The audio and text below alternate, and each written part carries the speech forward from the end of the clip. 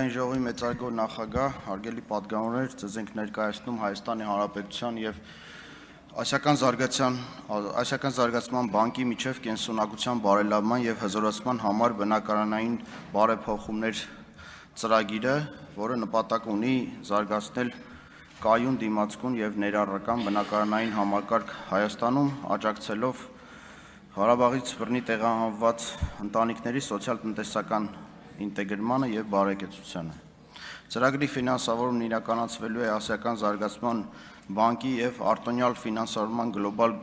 գործիքի հիմնադրամի GCFF-ի միջոցների հաշվին։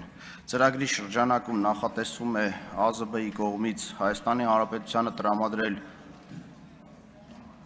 $250 միլիոն չափով վարկ,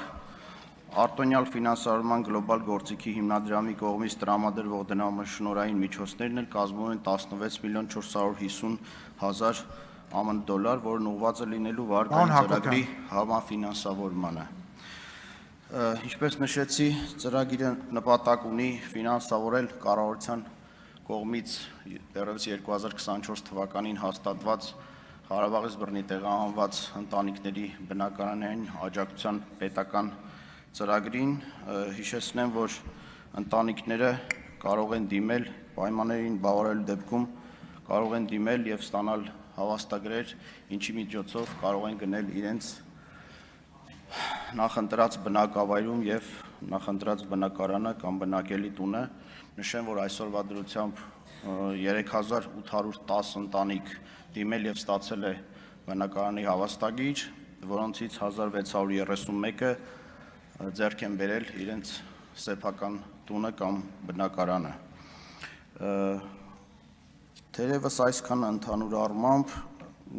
ծրագրի վերաբերյալ մի քանի խոսքով նշեմ վարկի պայմանների մասին, ուրեմն վարկի չափը կազմում է $250 միլիոն ԱՄՆ, վարկային միջոցների մասհանման ժամկետ է սահմանվում մինչև 2030 թվականի դեկտեմբերի 31-ը, վարկը տրամադրվում է 27 տարի ժամկետով եւ առաջին 10 տարին արտոնյալ ժամկետ է սահմանվում, վարկի մարումները կատարվելու են հավասարաչափ